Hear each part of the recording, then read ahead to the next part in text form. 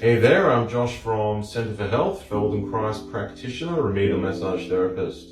I'm here today with Val, who we're doing some hands-on with work. We've already done a little bit in preparation for me to get a bit of an idea of what's going on, but there's two things that I really want to show you today.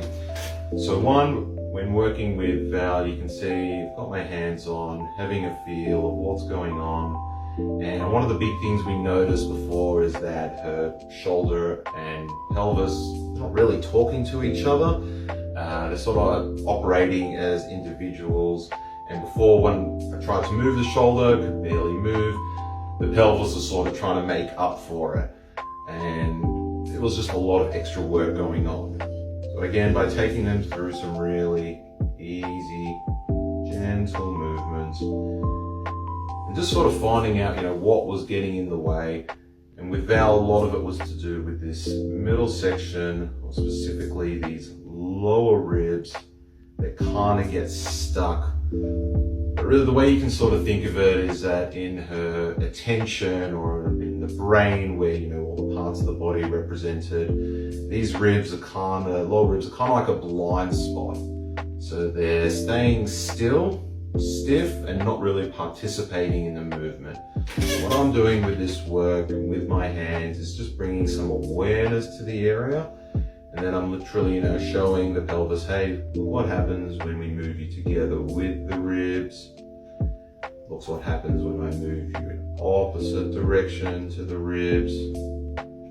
And then the brain's going, oh, okay, well, this is a lot easier when these are included. So next time I come to move the pelvis, the ribs already sort of know that they can be involved and engage.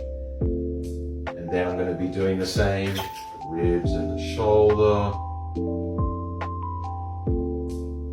Good. And when the ribs can move, the shoulders or blade suddenly feels, oh look, it's not so hard for me to move. I'm not all by myself. I don't have to do all the work. Right. So again, I've moved them together. I've moved them separately. Then I'm going to get the shoulder on its own. And now this is a part of the movement. And then I can put that together with the pelvis. And then those two parts are like, oh, hey, there's a relationship here. We can actually work together, which means that neither of us has to work that hard. And they can we can get a bit of a twist so they can move in opposite directions. Great.